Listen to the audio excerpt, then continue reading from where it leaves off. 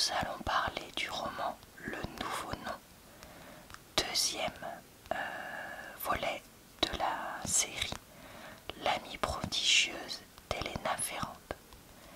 Vous pourrez retrouver en barre d'informations dans le i en haut de l'écran en commentaire épinglé le lien vers mon avis sur le tome 1 ainsi que de nombreuses autres vidéos booktube que je fais régulièrement, que ce soit sur livre papier comme là, livre audio, liseuse, etc.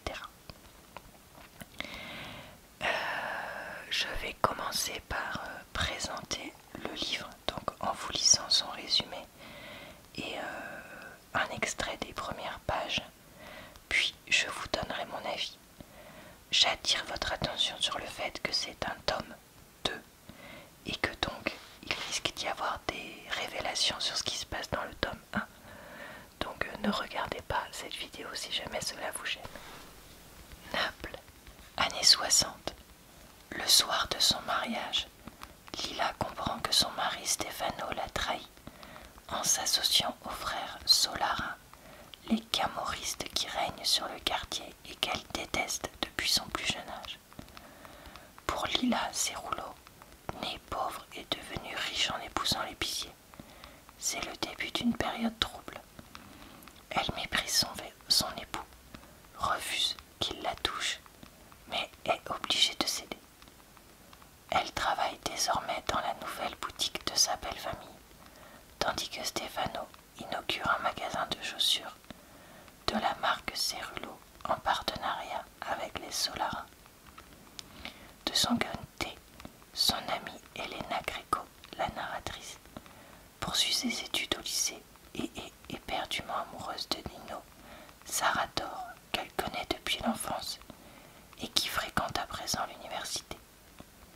Quand l'été arrive, les deux amis partent pour Ischia avec la mère et la belle-sœur de Lila, car l'air de la mère doit l'aider à prendre des forces afin de donner un fils à Stefano. La famille Sarrator est également en vacances à Ischia et bientôt Lila et Elena revoient Nino. Voilà, bon bah écoutez, un résumé assez long, mais en même temps qui recale un peu les principaux points qui vont se dérouler au début du roman. Donc pourquoi pas. Au printemps 1966, Lila, dans un état de grande fébrilité, me confia une boîte en métal contenant 8 cahiers. Elle me dit qu'elle ne pouvait plus les garder chez elle, car elle craignait que son mari ne les lise. J'emportai la boîte sans faire de commentaires, tout juste quelques remarques ironiques sur la quantité de faisselle qu'elle avait utilisée pour la fermer. À cette époque, nous étions en très mauvais termes, mais on aurait dit que j'étais la seule à le penser. Les rares fois où nous nous voyions, elle n'exprimait nulle gêne. Elle était affectueuse, et pas une parole hostile ne lui échappait. Quand elle me demanda de jurer que je n'ouvrirais la boîte sous aucun prétexte, je jurai. Mais dès que je fus dans le train, je défis la ficelle, sortis les cahiers et commençai à lire. Ce n'était pas un journal intime, même si on y trouvait le récit détaillé de certains événements de sa vie à partir de la fin de l'école primaire. On aurait plutôt dit des exercices d'écriture, disciplinés, acharnés.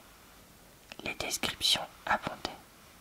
Une branche d'arbre, les étangs, une pierre, une feuille aux nervures blanches, les casseroles qu'elle avait chez elle, les pièces de la machine à café, le brasero, les différents types de charbon de bois, une carte très détaillée de notre cour d'immeuble, le boulevard, le squelette de fer rouillé de l'autre côté des étangs, le jardin public et l'église, la coupe des arbres sur le talus de la voie ferrée, les nouveaux immeubles, la maison de ses parents, les outils que son père et son frère utilisaient pour réparer les chaussures, leurs gestes quand ils travaillaient, et les couleurs, surtout les couleurs que prenait toute chose aux divers moments de la journée.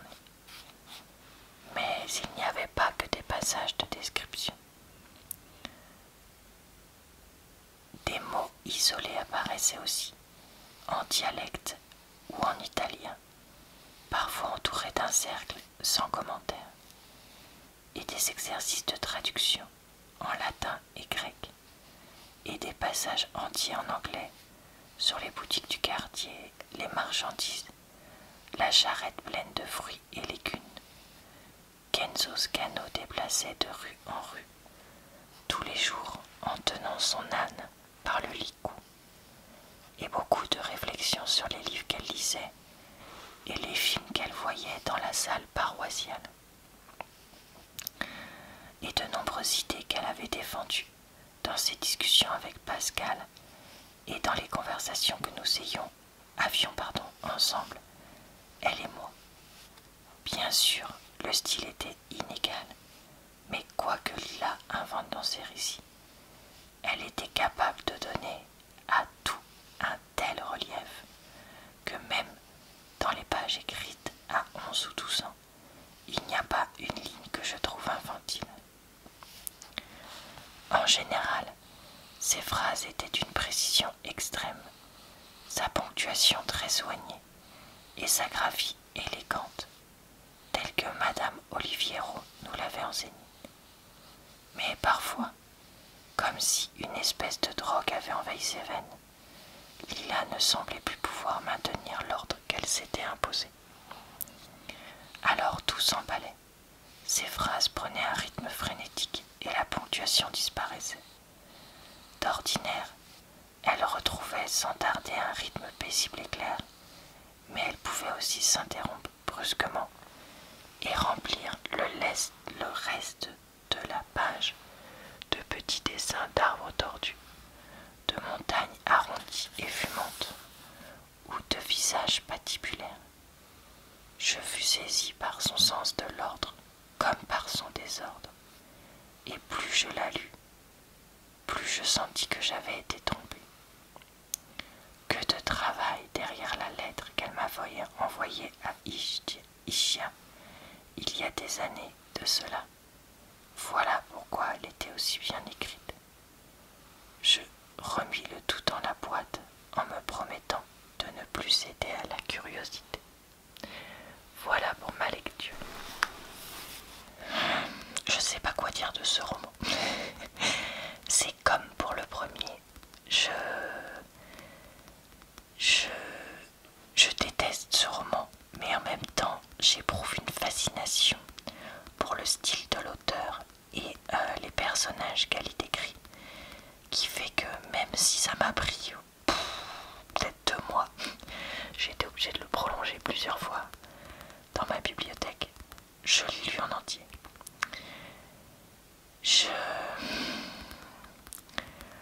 J'aime plus Elena dans ce deuxième livre parce qu'elle gagne en maturité, elle prend un peu confiance en elle et bien qu'on sent qu'elle reste fragile, etc., je la trouve plus réelle et plus maître d'elle-même, ce qui fait plaisir. Par contre, Lila part complètement dans une spirale infernale, entre guillemets, et elle me paraît de plus en plus incohérente, mais d'une incohérence qui paraît pas irréaliste. C'est-à-dire qu'elle fait des mauvais choix, elle semble gaspiller cette si belle intelligence qu'elle a, si on peut dire ça comme ça, mais en même temps, est-ce que ça n'a pas été, ce n'est pas encore le cas de milliers de personnes dans son cas? Probablement que si. Et donc même si elle m'énerve et que j'ai envie de la secouer, je la comprends quand même un petit peu. Les autres personnages sont parfois très présents, parfois pas du tout. Ils sont nombreux. Après, sur sur aussi longtemps et dans tout un quartier entre guillemets, c'est pas si illogique. Mais oui, il y a quand même un petit peu moins de violence, je trouve, dans ce deuxième livre par rapport au premier où la violence physique était extrêmement présente. Mais elle reste là. Et on a dans ce deuxième livre des violences intimes en lien avec des relations hommes-femmes, si vous voyez ce que je veux dire. Je ne peux pas tout dire sur YouTube, donc je ne prononcerai pas le mot, mais je pense que vous avez très bien compris ce que je voulais dire. Qui sont mentionnés, puisque Lila se marie, pas de façon très heureuse, comme vous avez vu dans le résumé, et que les différents personnages sont maintenant à l'âge adulte, enfin à la fin de l'adolescence, puis à l'âge adulte, et qu'ils sont donc des relations qui ne sont plus du tout les mêmes que lorsqu'ils étaient enfants. C'est horrible à dire, mais ce qui était décrit comme violence domestique au sens large m'a paru très réaliste pour l'époque et le niveau d'éducation de la majorité des personnages. Même si c'était quand même dur à lire également.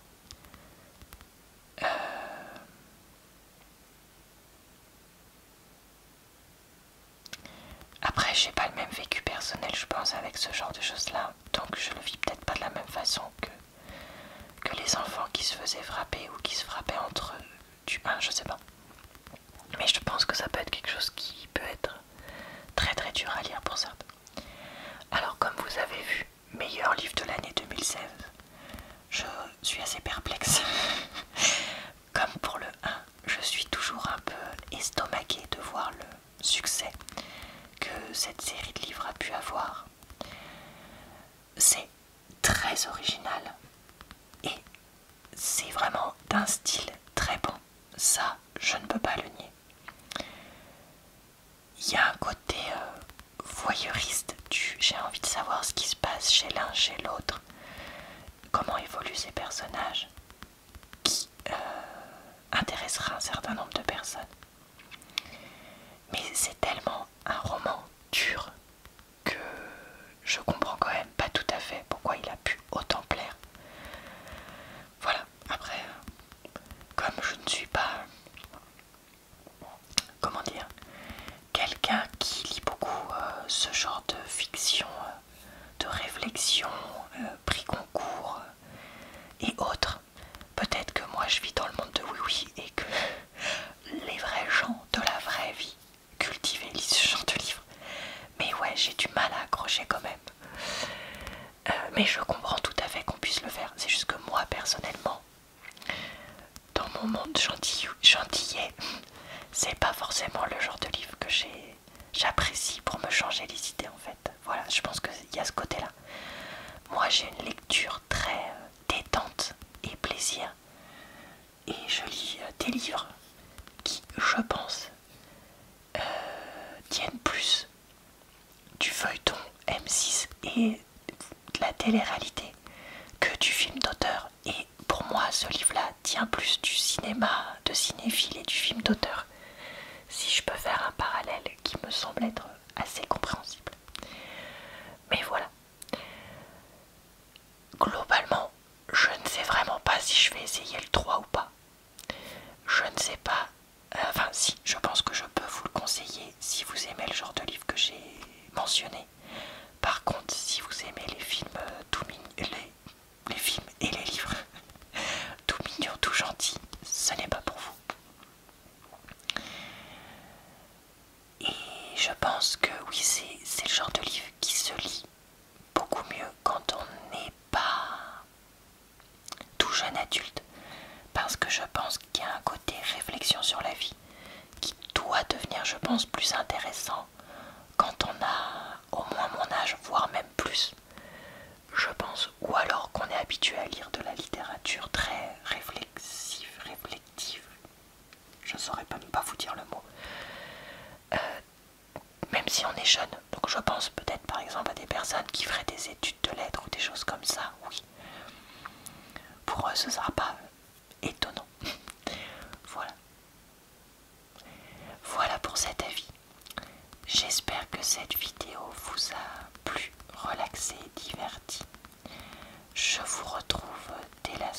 prochaine pour une nouvelle vidéo d'avis de livres